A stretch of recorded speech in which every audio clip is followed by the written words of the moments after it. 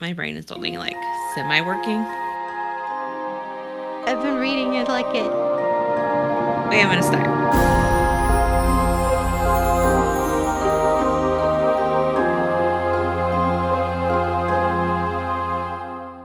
Welcome to a podcast of fantasy and romance, or as we like to lovingly call ourselves, Apifar. We're your hosts, Ashley And Anna. Explore epic tales of fantasy and romance in your favorite books.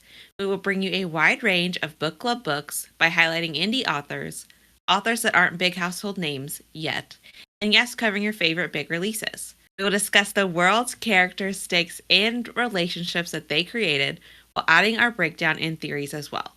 A couple of housekeeping things before we dive in. First off, this is our spoiler warning. This episode will contain spoilers for all of the Crowns of Naxia, series 1 through 4, which is basically everything that's out right now. We're covering The Fallen and the Kiss of Dusk, which is the newest book release. And if you haven't finished these books yet, this is where you should push pause, go finish the books, and then come back to listen, because we're not big fans of, spoilers and stuff. Second, this podcast has an explicit rating. We will be discussing mature themes and we cuss a little. So if you're not ready for your kids to go to school and talk about put your hands on the headboard or how many spicy things can happen on a throne, then this would be a good time to pop on some headphones. Here we go. Apifar Book Club is now in session. All right. So we're going to start today with World Building Wonders. If you listened to our previous episode, we covered basically everything you need to know because we covered all the last 3 books. But just as a short breakdown, just to kind of give us a recap. So in this world, Nyaxia was one of the lesser goddesses who married the god of the White Pantheon named Alaris. This was a forbidden love between them, and the other gods killed Alaris for it. Naxia was pissed, as she should be, and she kind of went on a rampage and gave her followers the gift of immortality, or vampirism. She created the Opatrites, which is their land, and it contains the House of Night, the House of Blood, and the House of Shadow. She also has the House of Death because it belonged to her deceased husband. It's also important to note that Merithian starts in the House of Shadow and was once a temple of Alaris, but now is in a prison and also a gate to the Descent. So the last couple books we saw, our MMC is the warden of this prison known as the Wrath Warden, and they go through a descent to the path of the underworld. And all of this is in disrepair due to the neglect since Alaris' death and the events of the last book. The other parts are the Deadlands. This is the realm that sits between the mortal and the divine planes. This is the territory where Alaris was betrayed and dismembered by the White Pantheon. So basically that kind of covers like the actual world. We've talked about in previous episodes of the different gods that are in this series. And this is the second book of the duology between Asar and our main girl, Mish's love story. And we're kind of getting like the end of it. I don't know. I hope I learn more because these are my favorite couple so far. I prefer them. Anyway. So that's it. That's it for world building. Chapter chats, Ashley? Okay.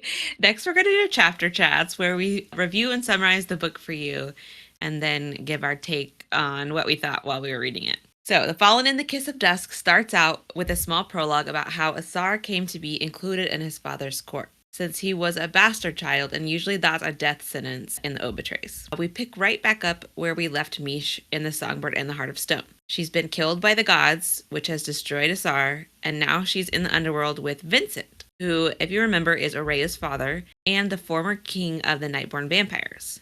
Vincent tells her that her actions have set off even more destruction in the underworld, and they need to work fast before it also affects the mortal world. So Vincent is going to take Mish to find Asar. Asar has been imprisoned by the gods. He meets with 11 of them, which I think is the rest of the White Pantheon. And then they attempt to harness all of their power together so that they can raise the sun, because if you remember, Mish killed Atraxis, who's the god of the sun. And so the sun basically doesn't exist anymore. And they're in a land of perpetual darkness. But that has obviously led to problems, as you can imagine, if our world didn't have sun. Especially in the human world. I think the vampires are doing relatively fine. It's the humans that have all their land destroyed. And gods care for the humans too in this series. So do they? Well, as much as any of these books, they care enough to try to raise the sun again. They use them for their own pleasure, basically, I think. Yes. As just people to worship them. They don't really care about them, I don't think. But if they just cared about the vampires, they could just leave the sun put. you know? I guess that's true. I guess they do kind of need some humans. Okay. We're getting ahead of Anyways, ourselves. I'm sorry. Go ahead. I digress. Okay. So they're trying to raise the sun together. Asar acts like he's weaker than he is. I mean, I'm still not quite sure he would have been strong enough to help them raise it, but he acts like he's weaker than he is. So the sun falls and it breaks, and he steals a piece of the sun. So he uses that piece of the sun as a weapon to help him escape from where he's been imprisoned by the gods. But on his way out, there's an illusion of Mish, and that traps him, and he's in the home of the goddess of fate. She is definitely conniving, and I think she's just in it for like herself mostly, but we'll see. Because I mean, she's on the side of our like heroine in an MMC, and so it feels like she's good, but I don't know. Yeah, I'm What not do you sure think? whether she's using him for her own desire or if she actually is the only one that cares. I'm not sure. Maybe she is. She may Maybe she's the maybe only one that she cares. is. But I did think it was kind of cruel that she would just use a vision of Mish to lure him away. But I guess it would Yeah, be the I only thing that would agree. distract him. But And I was like, Asar, come on. Like, he, you really think that's her? She's dead. I'm sorry. he knew better. Like, Well, he's dealt with the come on, dead dude. for a long time. He has, so maybe he's seen the dead. Yeah, Yeah, it's so possible. Okay, okay. So Acacia offers us two paths. He can go back home, claim his throne with the House of Shadow. That's right, isn't it? I think so. Yeah. Yeah, this is a Yeah, Shadow because throne. he's Okay, hold on. the Shadow Daddy, so he's the House of Shadow. Yeah. Okay, so she offers him two choices. Asar, he can go back home and claim his throne in the House of Shadow and have power, and then the underworld will exist for millennia. Or he can go to the underworld to save me, look for 3 relics of Alaris, and become a divinity that can then choose to let Mish live. But the downside of that is the underworld is going to collapse quickly. So our simp chooses option number 2, of course, because, I mean, come on. Asar and Mish. Mish, with the help of Vincent, keeps making her way to the Vale, which is where she's going, where it's like thin enough for her to see Asar. And Shiket, which is another goddess, sends her sentinels after Mish so that they can use her as bait to catch Asar again. Our goodest girl Lucy shows up and helps her out. So Asar and Mish keep trying to work towards each other on opposite sides of, I said of the underworld, but I guess Mish is in the underworld. Asar is not in the underworld. He's in like the God world. Yes. Yeah. Yes. It had a name, but I forget what it was. I forgot what it was too. But it's their transportation system there seemed pretty weird. It was like you jumped into like a spiral, Like it was like a thing. vortex. It kind of reminded me of Thor, like Marvel's Thor Yeah. with the rainbow. The Rainbow Bridge. My brain's not working. The rainbow bridge. Yeah. Okay. We get a really sad flashback of Asar's time learning how to use his power, and that we'll call him a mentor, but he kind of sucks. So I don't know if I'd call him that. But his motivation is his loved ones and their like torture or death, which is really sad. But it's that we got this story, I think, in the last book, but the story of how Lucy became his best friend, and then his brother killed her, and then he like used his power to bring her back to the version we know. So his mentor realized this is how he is motivated, and he uses that against him later on. This guy is just manipulative and conniving and is just a greasy character. I don't like him. Yeah, really greasy. Yeah. Yeah.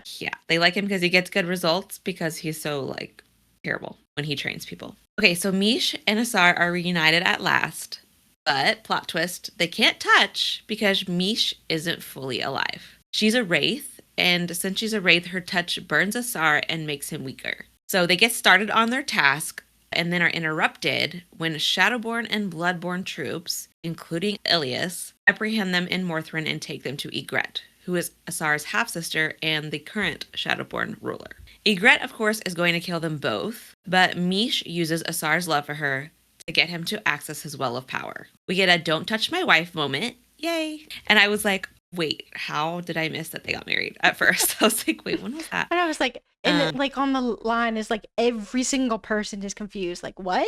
And we're also confused. Like, wait, what? Readers are confused. It's just Asar knew that would provide her the most protection if she's his wife. So I like it. Ygritte knows that she will lose if she fights Asar because she felt how powerful he was when he had that reaction to Mish being like about to be killed by Ygritte.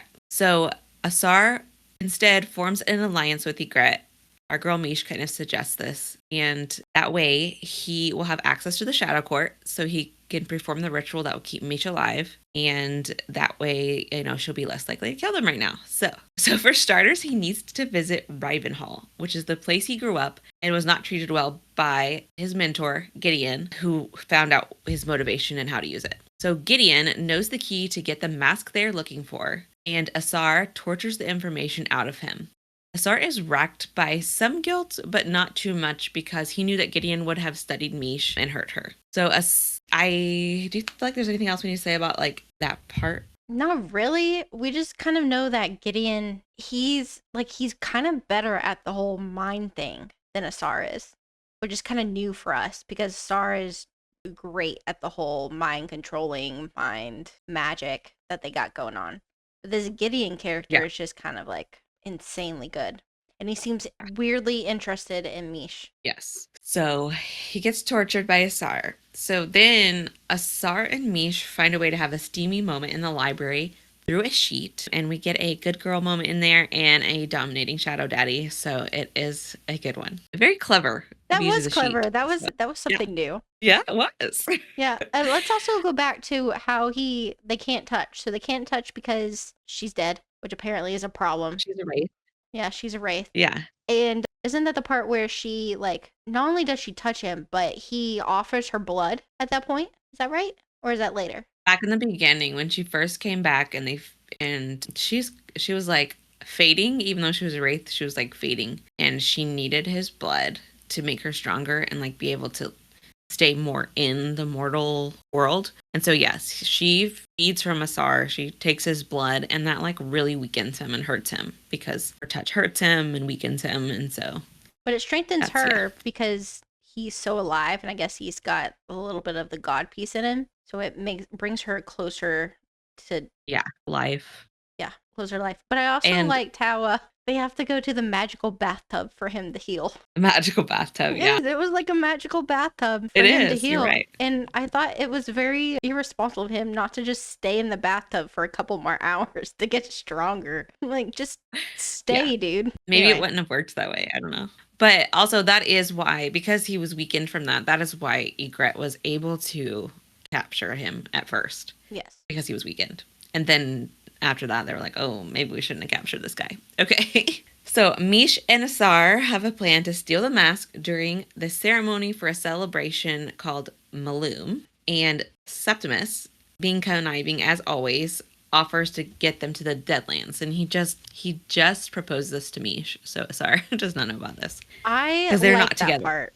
at that time. I did too. The you li- Septimus part. Yes, I like that. Like, just the Yeah. picture of him, like, they've arrived, they're both in trouble, and Septimus is just sitting there with, like, imagine him in his nice white suit with His little his stupid little cigars, with his legs crossed, just like, well, this is interesting.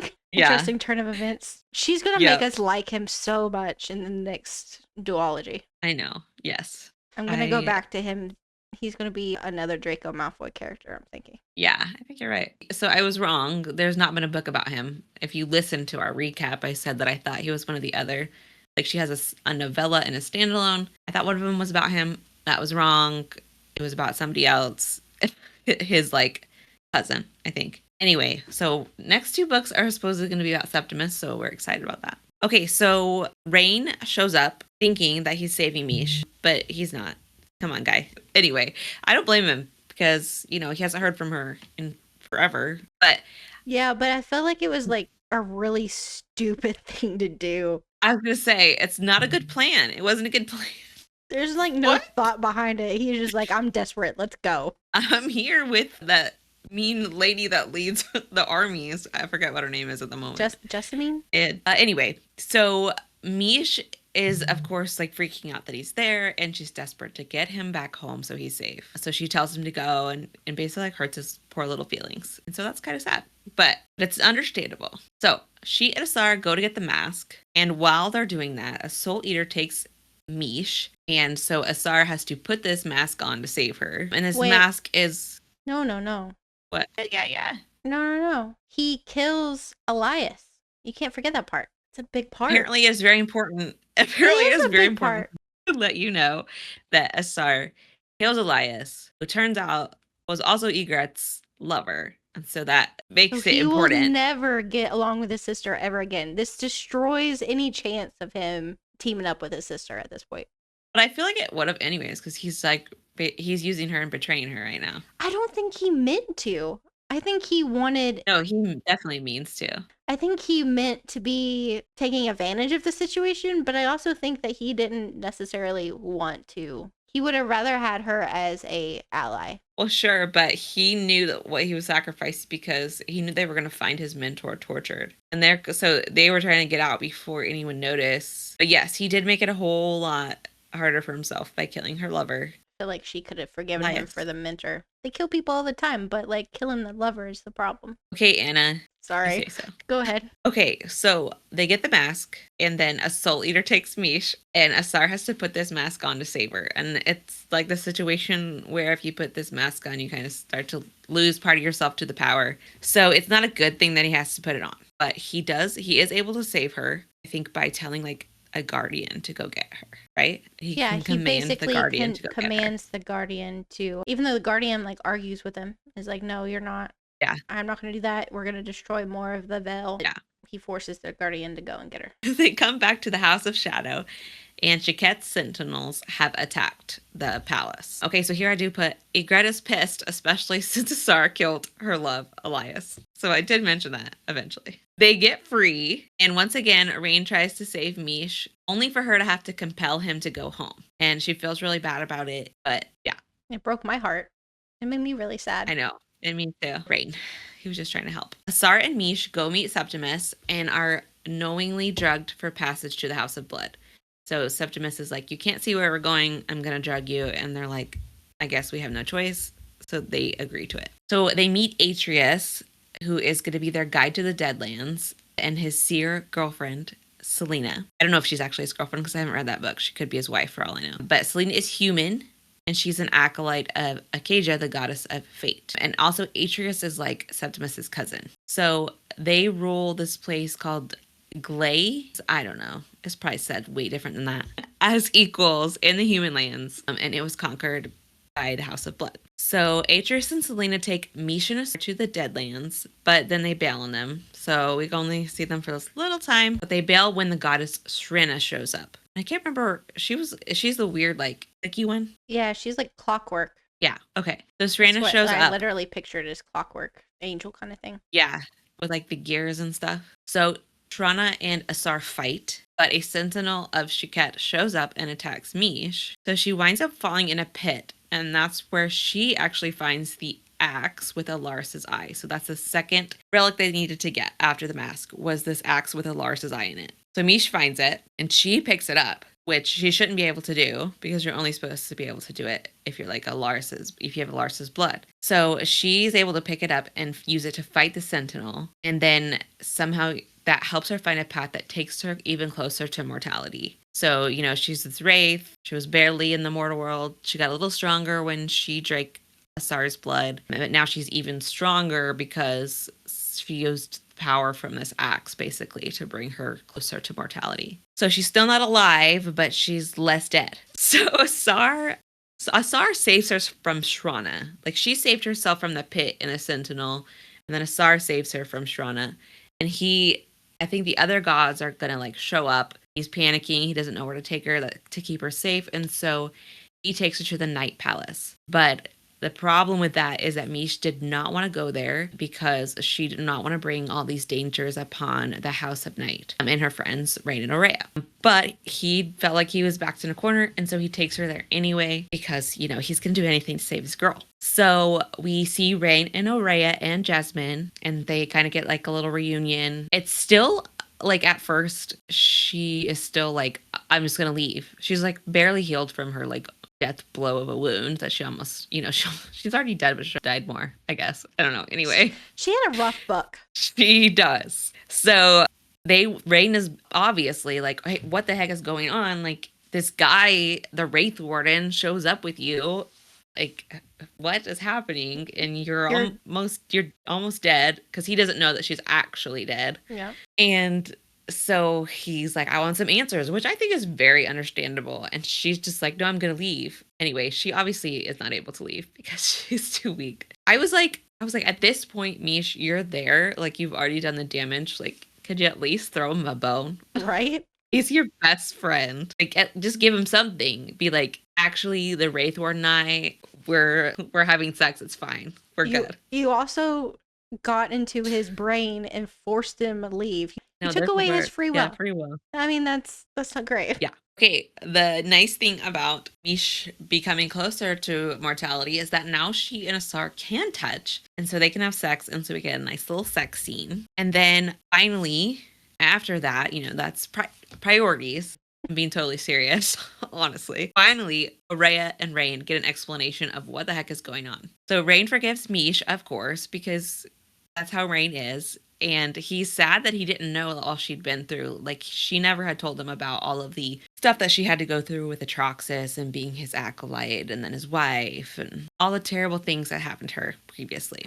So he agrees to help and they get to work. And Asar is down a lower level and he keeps hearing the mask in the eye talking to him. So the mask in the eye of Alaris are talking to him and like telling him basically like little demons on his shoulder, get all the power kind of situation. Yeah, kind of, yeah.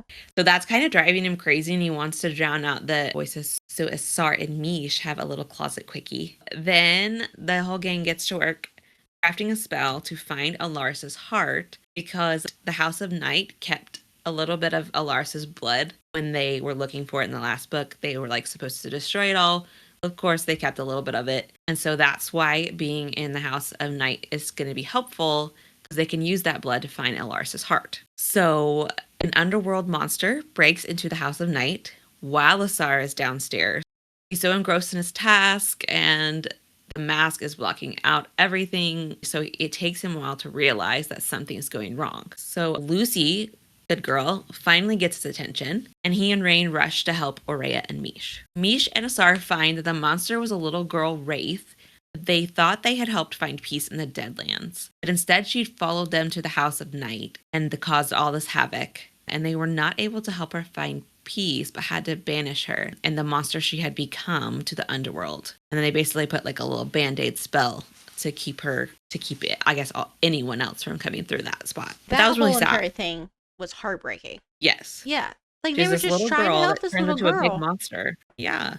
And it was like her, I don't know, her spirit, her ghost was all alone in this other world, time, dimension thing. And they just want to help her find peace. And everything going on in the underworld at this point is quite terrifying. She describes it really well. Basically, the veil is like tearing apart and all the dead are being consumed by monsters. And if they're not consumed, then they're going insane from all their fear. It's quite scary. Yeah. We hadn't touched on that, but yes, all like the wraiths coming through. The wraiths are supposed to stay in the underworld. They're all able to come through. Some soul eaters, which are really bad, come through and all the things. So after they banish this little girl back to the underworld and, ruminate on that for a little bit, Asar and Mish have what feels like a last sexcapade and like a goodbye. And that's kind of how I was feeling when I read it. Like it felt like it was going to be the last time. I don't know if you felt that way. No, I had faith. There would be more. Well, yeah. But yeah, it did kind of sound like, especially with the voices talking and everything that's going on and like the gods are trying to come after them, that yeah, it was their last chance to be together. So then Vale, who is Rain's friend / spy, shows up with the blood of Alaris. And so he had been sent by Rain to go get the blood of Alaris from where they had been keeping it. And so he shows back up. But surprise, it's not Vale, it's Gideon, Asar's terrible mentor. And he's made a deal with Nyaxia. So he crushes the vial with Alaris's blood. And that causes all the gods to show up to the House of Night. So exactly what Mish did not want to happen is happening, and all the gods are coming there. I didn't get that part. What? So what was his end game? Like what did he plan with Nyaxia? What was he getting out of it? Because he just explodes. Yeah. He's dead. This takes Gideon out. He's exploded. I I think he was getting revenge on Asar and like the death of Asar is what I think he wanted that, right? I thought for some reason that like he was trying to get the power for himself. That's But what he he died. wanted. I know. It didn't work, but I that's what I think he thought knew he that the was whole going to point die. was. Really? Yeah, we obviously got that a little bit different take on that. I was thinking that Gideon knew he was going to die, and his main motivation here was just to get back at Asar, like just to kill him and Mish, because he's just evil. But you're saying that you thought it was he was trying to get power, but it went wrong.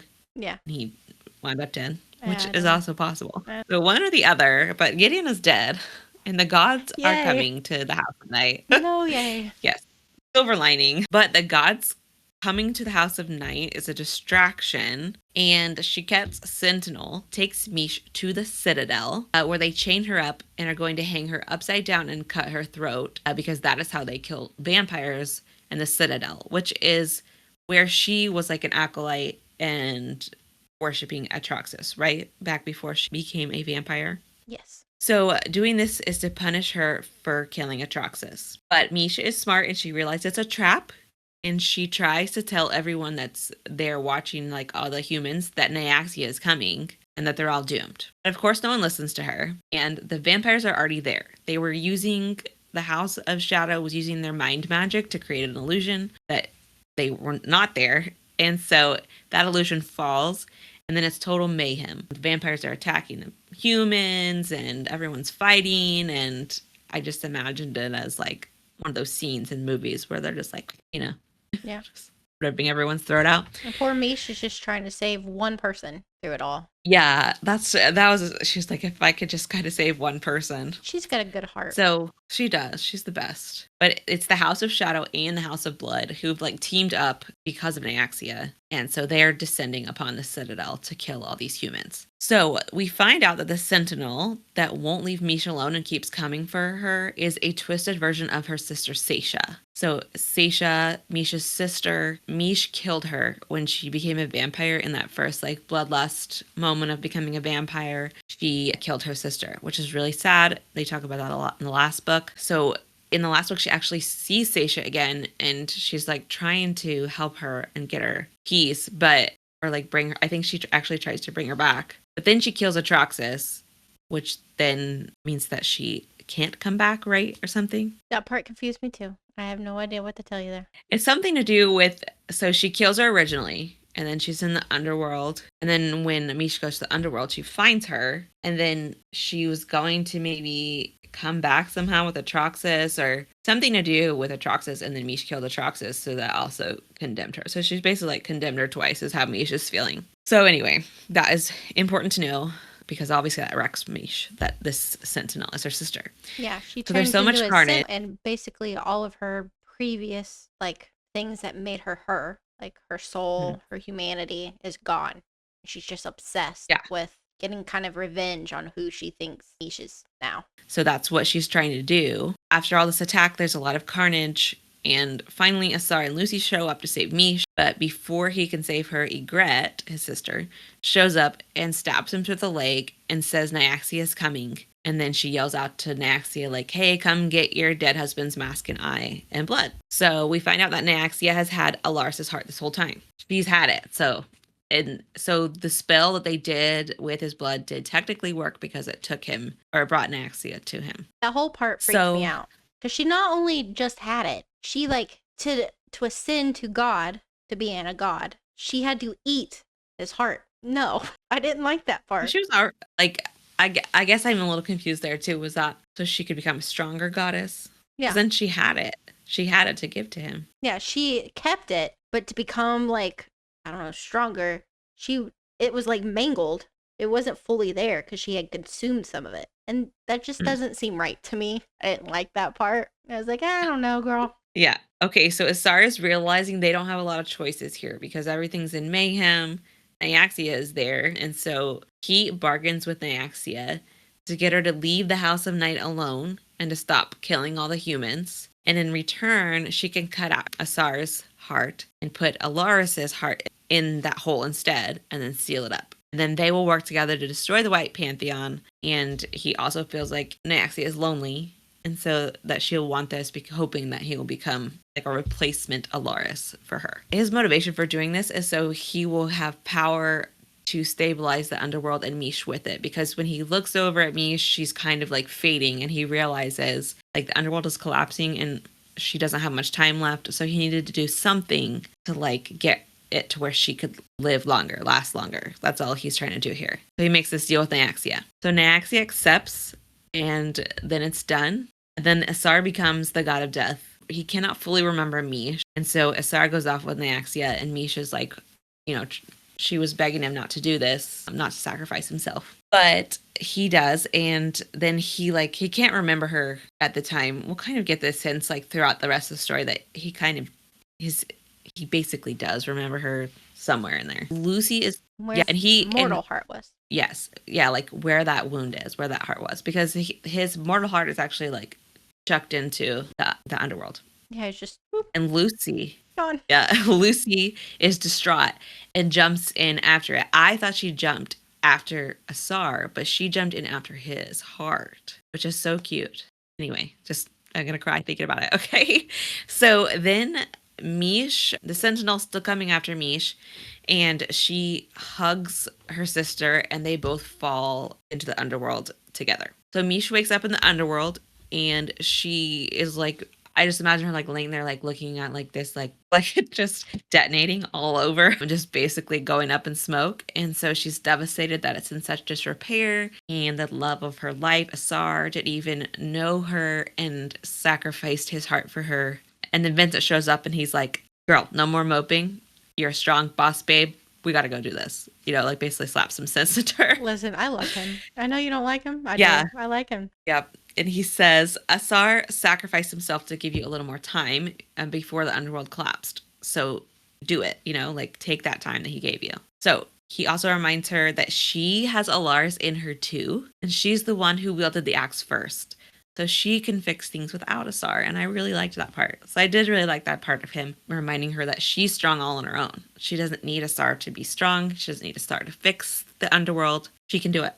So, and then he also tells her that the dead have chosen her, which we kind of see throughout this book, that they like kind of like listen to her and follow her, different things. So the dead chose Mish, and so she to be their queen gets to be their queen and take up this power that she has because of that. So Vincent also casually suggests killing Asar, and at this part I kind of like this sense of foreboding, like, oh no, that's what's gonna happen, isn't it? But I said I'm ignoring it because no. And then we still didn't know where Lucy was at this point, so I was kind of like worried, like, where's Lucy? Because I still didn't fully understand where she went, but I'm worried about her at this point. I didn't either. I was like, why did she leave? I didn't get it, but that's fine because I got it later. Same. So Vincent also admits that he is doing this for Araya. So that was like our kind of, what am I thinking? That was kind of our assumption. That's the word. My brain doesn't work this early. That was our assumption that he was doing it for Araya, but he hadn't admitted to that. So he finally admits that here. He says that he made a lot of mistakes and he can't make up for what he did, but he's choosing a better path now and he'll fight for his daughter. And I just really liked that too. That's in one of my favorite quotes I'm going to read you later. Yeah. So then Mish gets up, grabs her sword, and she just gets to work mending the underworld. So Asar is up there with Nyaxia, and he's kind of getting bored as a god because that's just kind of, in all these books, that's kind of how they because they have such long lives, they're immortal, they just get bored with everything. But he decides he's going to go visit the underworld. He's kind of feeling drawn to it because that was Alaris's place, and then, that was Asar's place. So when he goes, he smells Misha's cinnamon scent. So he recognizes that, but he doesn't fully understand why. And he comes to the poppy field. So I feel like when he had the mask on in the beginning, when Asar had the mask on, he kept seeing these visions of a poppy field. And I think it is where something important happened with Alaris and Nyaxia, some love moment or something. So that is what Asar comes on now, is the poppy field that he kept seeing in his visions. Except now, instead of red and vibrant, they're dead and ashy. But he picks one up and he saves it and leaves it. It's like this one bright poppy in a field of black. But didn't Asar and Mish have a moment in the poppy field in their first book? They may have. I think they did. Yeah. So both couples did. Yeah, so that's pretty cool. And that's what was happening here. His mortal heart was creating the poppy, not because of what he could remember of Nyaxia, but what he could remember of Mish. Is that what you got from there too? Well, I did feel like not necessarily just Mish, but then later when I was reading it in the moment, I thought it was just like his heart, where his heart used to be, kind of recognized like this was his purpose, to kind of like restore the underworld. So that was what I was thinking when I read it, but then later on it has a lot more to do with Mish than I originally realized. Like I knew he was leaving the flower for her, but I guess I didn't totally understand his motivations. But so Mish comes right after him, and she finds this bright poppy in the field of black, and she takes it and she tucks it behind her ear. So Asar keeps returning, and he randomly fixing things in the underworld, but he can't really remember why it feels so good to him. He just knows that it feels right. So he comes back another time, and he reforms a skull that was left in the temple, and he reforms it into basically a mask, and then he leaves it on top of the altar. And I didn't really understand that it was a mask at the time, but then Mish comes along after him and finds it, and she just knows it's for her. So I thought this whole part was so cute. It was like he was leaving little love notes for her to find, which I thought was adorable. I didn't know at the time, but it has a greater purpose, but I thought they were like little love notes. So Mish helps her sister Seisha find peace at last and finds out that she wanted justice for Mish. She didn't want to bring justice to Mish. She wasn't trying to get justice for herself. Seisha wasn't. She was trying to get justice for Mish because she still thought of Mish as a monster. When she became a vampire, she thought of that as a monster that stole her baby sister. So that was kind of sad that she didn't see that her sister was still in there. But it's still kind of beautiful that she wanted justice for Mish. Okay, so then Asar visits Morthrin, and he like goes in some of the places they've been in there, and it hurts a lot, so he leaves. But then Mish comes right after him, and this part is just like really got me. But Mish finds a little boy sitting in the library with his dog. And it's Asar at 8 years old. And he is afraid to leave because he knows that they lied when they said if he did, he'd never be afraid again. He says it's safer to stay there. And he wants Mish to stay with him. But Mish tells him maybe it would be safe for a little while, but it wouldn't be better. And she tells him she can't promise that it won't hurt, because it will, but that they could try again to make something better. And then little Asar has a gift for Mish, his mortal heart. And she takes his mortality and says she'll treasure it. And he tells her it always belonged to her. This is so good. So then his mortal soul finds peace and the little boy is gone. But our goodest girl, Lucy, is the version Mish knows again. And so she stays with Mish. And I said this scene destroyed me and had me bawling, which, basically I'm doing again. So it's fine. That was so beautiful. It was very well written. It was beautiful. Yeah, this whole book. Yeah. Yeah. And then I said, okay, because Carissa likes to torture us, here's what happened next. Nyaxia decides she's had enough and wants Asar to call the dead to help defeat the other gods. He tries and fails because they don't answer to him anymore. They answer to Mish. So Asar's like, I'll go find out what's happening and take care of it. And because he doesn't know who he is or Mish is, he's super pissed right now. So he goes down and he tries to fight Mish. She puts up a good fight against him, and the dead are helping her out. And Lucy, of course, is helping her out too. So he gets her pinned against their piano, where they've had some moments, and she says, come back to me. And it's enough to get him to hesitate enough to kind of like battle the god of death version of himself and the voices he's hearing and remember himself, the true Asar. And she's able to back him into a wall. And she has her blade over his heart, and he says, take it, meaning his heart. So as Asar resigned himself to the fact that the only way she would make it is if she cut out his heart, took it as her own, and claims his power, which is what Vincent had kind of like suggested when he found her. And I was like, no, I don't like that. But that's basically what's happening here. And then Mish says, I love you.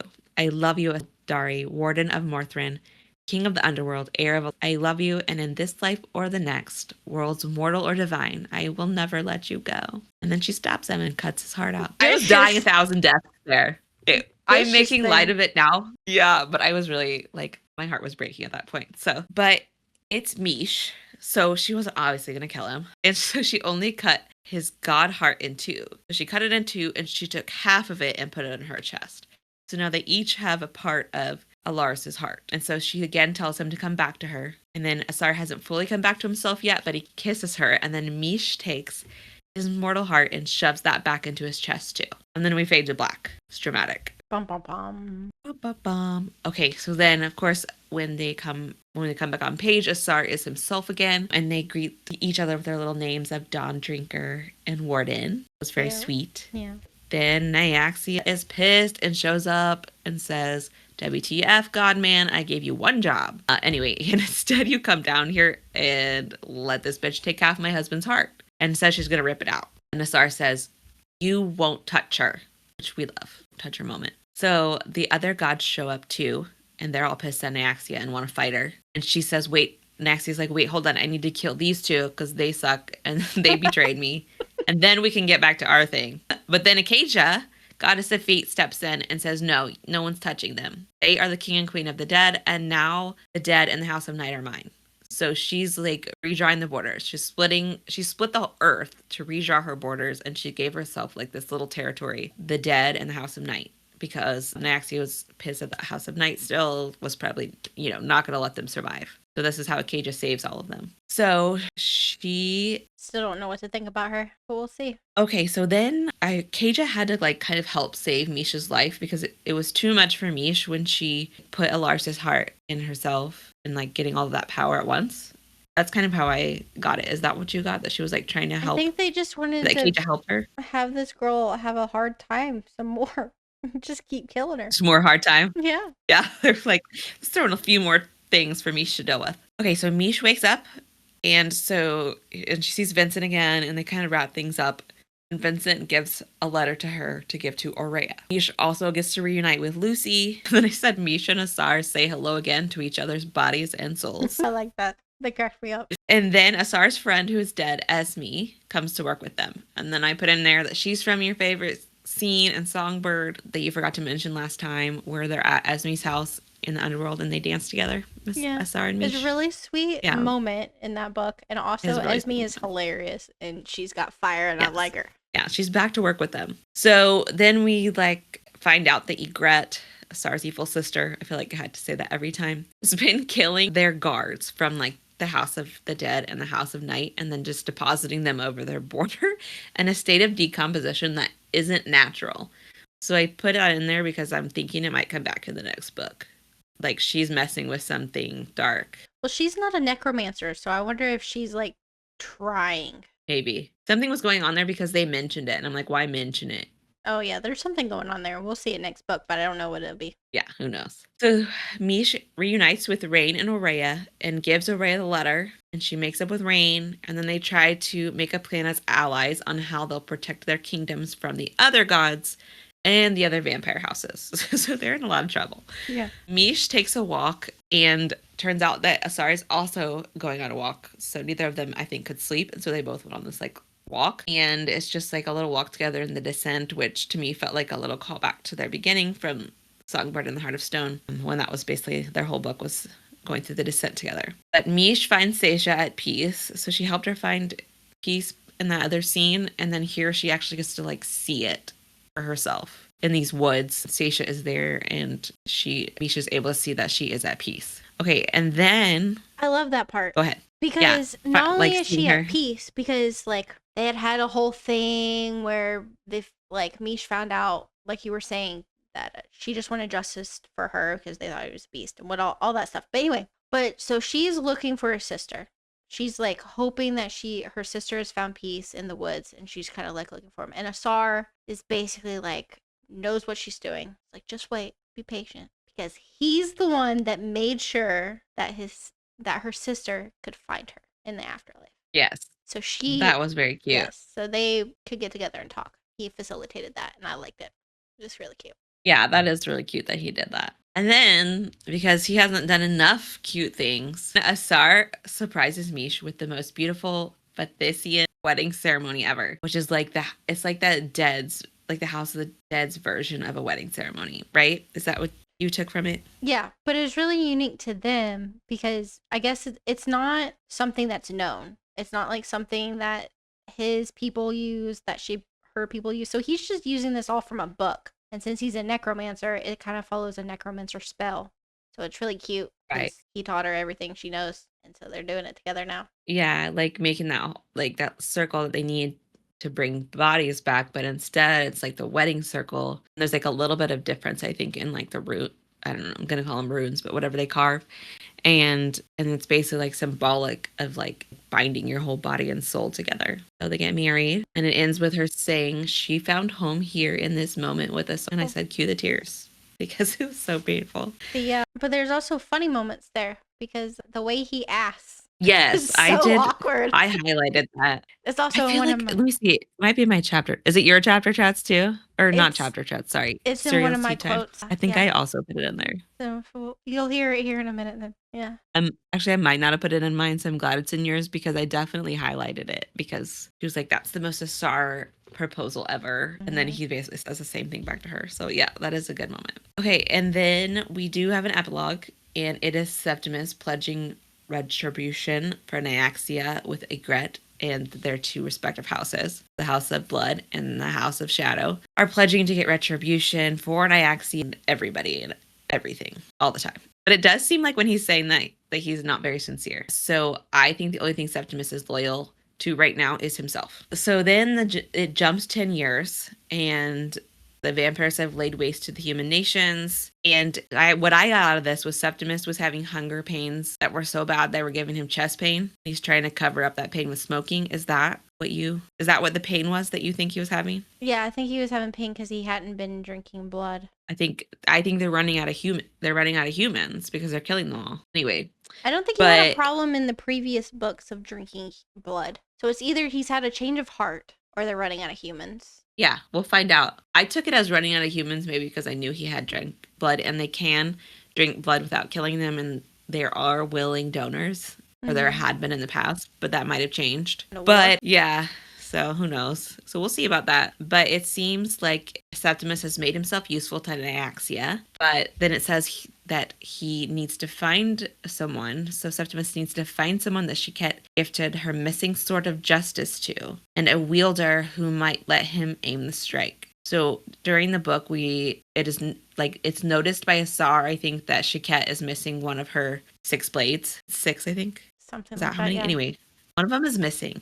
And Asar notices. So the reason is because now we're seeing that she gifted it to somebody, and Septimus needs to find who that is because it's a sword of justice. And then he's hoping that whoever can wield it will basically let him say who to kill so that he can, get revenge on Nyaxia. So it seems like our Bloodborne duet will include Septimus. And I said my guess was a human, but we'll see. I don't know. Because then I read a little blurb about it, and I was like, maybe not. But I just felt like he wasn't, he's not drinking human blood. I don't know. It just kind of felt like I could see her throwing a human in there with him. Yeah, I could see it too. But technically Areo was half human, so we've kind of already had that. But so maybe it'll just be another vampire. We'll see. We've already had the vampires together. So yeah, I don't know. But I think it will definitely be interesting. But it is called The Lion and the Deathless Dark, and it comes out next August. So yeah, that's it. So what did you think about our book?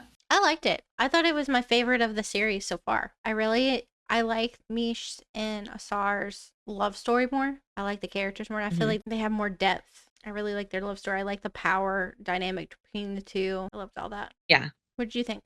I gave it 5 stars. Yeah. And I gave it 5 stars. Yeah. What do you think chili pepper wise? 2 chili peppers? Yeah. I gave it 5 stars.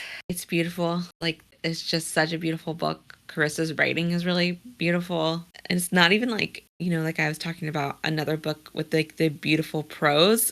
She does have beautiful prose, but it's like, I don't know, it's just so like vivid. Like she's painting this picture for you and you can just see it so well. And like all the things that happen, the things they say to each other just like break your heart. That it's very real. And like she's painting this real vivid picture for you. And I love it. So it was great. I think I might have to buy this duet. I usually only buy my 5 stars and because I don't have a big shelf. So, but I don't know. I might have to buy this one because it's just such a good book. You have to get a bigger shelf. I know. I need a bigger house with an office and bookshelves. That's the dream. So you need a library. Yeah. And basically I need a library with a desk in it. I like it. I would like the ladder. I need a ladder too that rolls, obviously.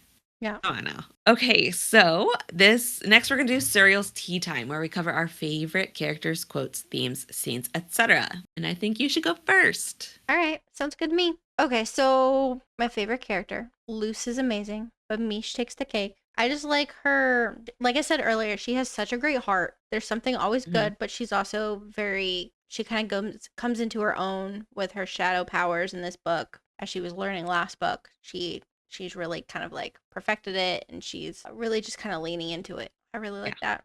I like her. it is early. Mish is my favorite. Who's your favorite character? I said Lucy, but also Mish too. I said Mish last time, and she is definitely one of my favorite characters. But I don't know, Lucy in this book, I don't know, I'm just extra happy about Lucy this time. I like how she portrays Lucy as in they can both understand what she's saying. Yeah. Yeah, it gives a good character to it. I like it a lot. Yeah. What's your favorite scene? I like literally couldn't pick, but I think overall it'd be a little Asar in the library in Morthrin when he gives her his heart and says it always belongs to you. Like I really love that one. But I also like had honorable mentions for the scene when she like stabs him in the end and the wedding scene because they all made me like tear up. So what about you? What's your favorite scene? I don't know. I was scrolling through my quotes to see if I could figure out what my favorite scene was. Oh, but I think it's bad of me, but I really liked her idea from manipulating him into kind of like coming into his power and waking him up and be like, "Hey, I need you to step up your power right now because I'm at the edge of the blade," and then she just manipulates into that. But anyway, so that's the start of the scene that I love, and then where it ends with her teasing him about him saying that they're married. And I love that. And that's one of my favorite quotes that I'll get into in just a second. It's probably my favorite scene. Nice. And then I really did like I put the theme of sacrificial love. Like they both felt like they had to be the sacrifice for each other. And I don't know. It's just the way they do it, at least, is just so pretty. And It is. like they're both well, she's very selfless, like to about everyone, and he is very selfless, like for her. So it's just like they're willing to sacrifice everything for each other, and I just think that that's really beautiful. And then I also heard Carissa say in an interview that one of the themes she was trying to highlight in the book is like what happens when you like lose your faith, basically, like everything you knew kind of disintegrates and what you do with it. So I thought that was interesting. I'm That's definitely interesting. I paraphrasing what could she see, I said. could So totally see that though with the whole she lose her faith in the gods. like everything she was thought she knew was just like destroyed. She killed him, and then what happens next, kind of thing. So I don't know. Yeah. Nice. What were your favorite quotes? Oh Lord, Unless I you have a have theme that you want to talk about. no, I don't have a favorite theme. I have quite a few quotes, but I'll narrow them down. I'll start with from my favorite scene that I just said, where she's teasing him about saying that she's his wife. And so she says, "So, wife, I like that you can always keep things interesting." His expression flickered. "It's the best way to keep you safe. My protection will extend to you, and it will ensure no one gets too close." And she says, "Was the wedding nice?" A twitch in the corner of his mouth.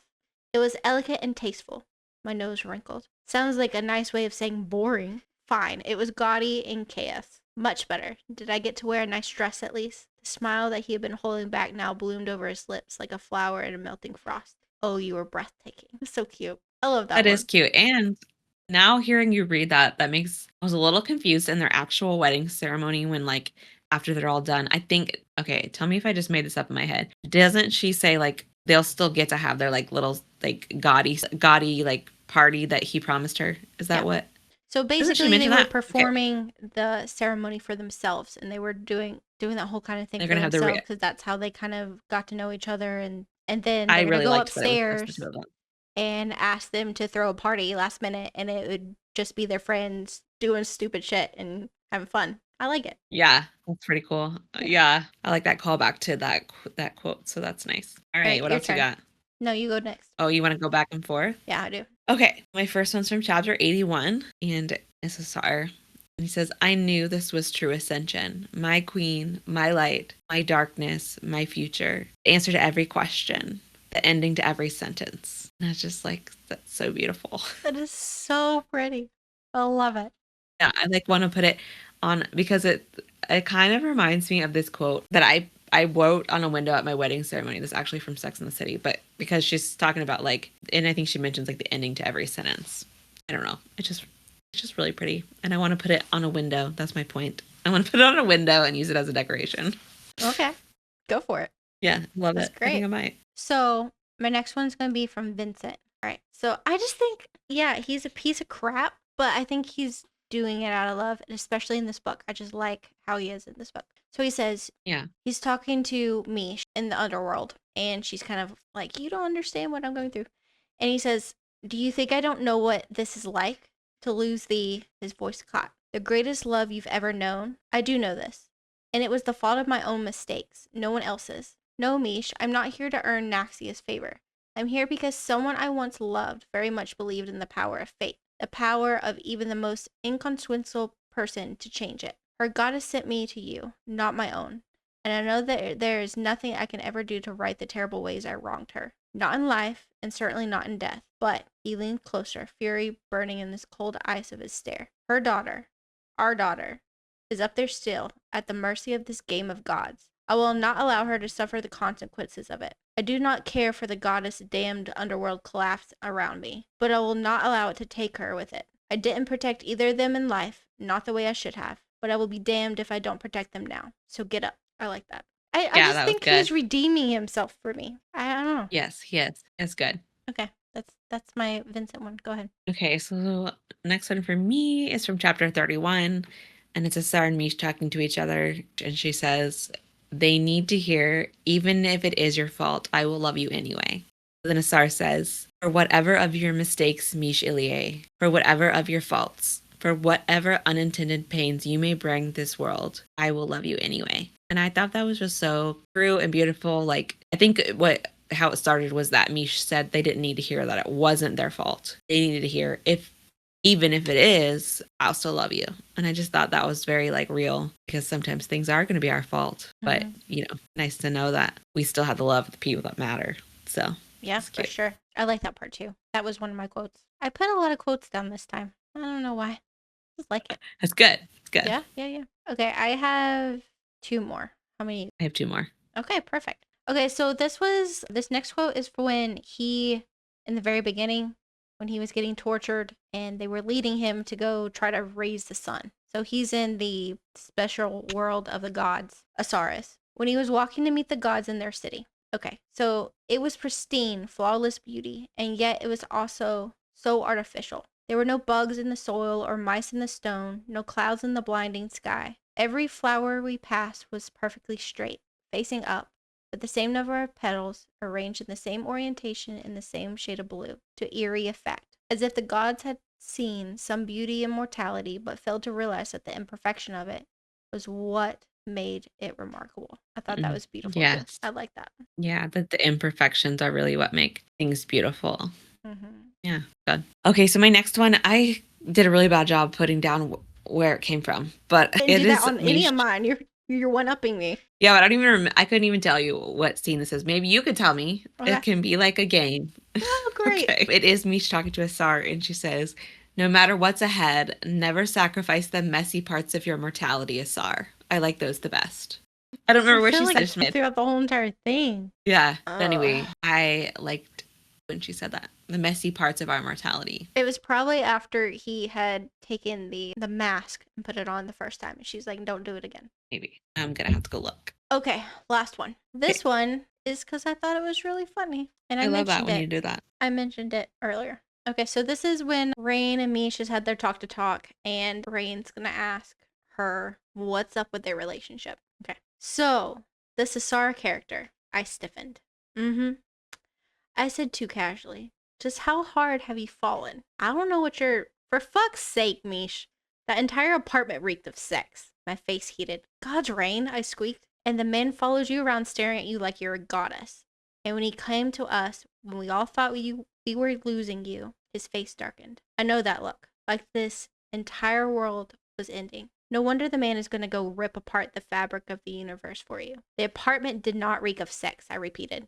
Because of some stupid reason, that was still the only thing I could think to say. Yes, it did, and good for you. He jabbed my arm with his elbow. I don't want to think about it or hear about it, but I hope you had a great time. It's like so beautiful, but also just like two best friends just teasing each other, and I like it. Yeah, I say that after everyone. Ignore me on that. Take it out, Garrett. So what I wrote down was like, it's two different parts of the conversation, because there's a lot of like just prose in between. But after she says, no matter what's ahead, never sacrifice the messy parts of your mortality. I like those the best. Then he says, then take them. They're for you. And she says, yes, please. I'll have it all. And I liked that. Cute. I'll have it all. Yeah. Cute. I love that. So what's your predictions? Well, I just put the thing about Septimus having a human girlfriend or, love interest, whatever. But I don't know that for sure. Because like I said, there was something, it was, I think Carissa shared a quote from the book. And it didn't say who the quote was from. So it could have been Septimus. There was something about Nyaxia. And it didn't feel like something Septimus would say. So that made me assume it was the FMC. And the way she talked about Nyaxia made it feel like it was like she had experienced Nyaxia longer than just a human lifespan. But who knows? So I have no idea who it's going to be. But I just know that she's going to make us fall in love with him. That he's a Draco Malfoy character for me. That he's going to be a good guy. And he's going to take down all the gods.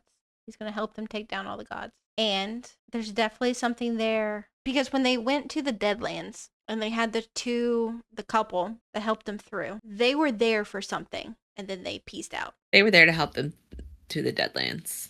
But there was something else. You think they were there for something else? Yes, I think they were there for something else. They have a book. They got it and left.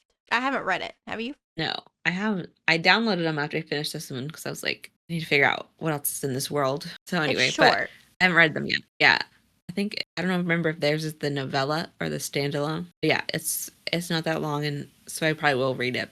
So I didn't know if they just like put them in there as like a callback, but maybe you're right. Maybe they did get something, and that will come back next book because they are a part of the House of Blood, and it is going to be the duet that's like the Bloodborne duet. So maybe that could be it. Be something. I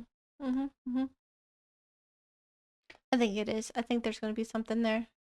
I had another prediction. I can't remember what it was. There's a couple of sad things that we didn't cover that were kind of weird. Like the big troll-like guy that wasn't really a troll. He was like a half something and something. I am not remembering this. So when they were on their way to the Deadlands, they had to find a door. And they got into a room and there was this big dude. Was he not called like the Guardian?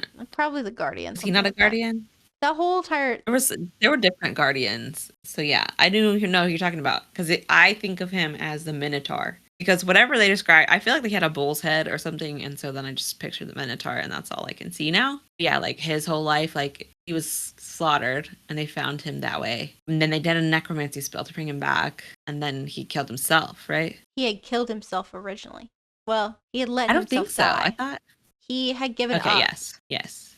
And then the second time he killed himself. It was very sad. There was a lot of sad things that happened in this book. Yes, definitely. So definitely had me in my feels. That scene with little Asar is just so cute. And then the wedding ceremony. I also really liked I love it. In the underworld when they like give her the sword and they declare her as kind of like a queen. All the like dead. Yes. So there's like Vincent there. But there's also like multiple people that they helped find their peace. And like Ophelia, his previous lover, she's restored back. I just thought that was very, very beautiful thing too. Yes, it is.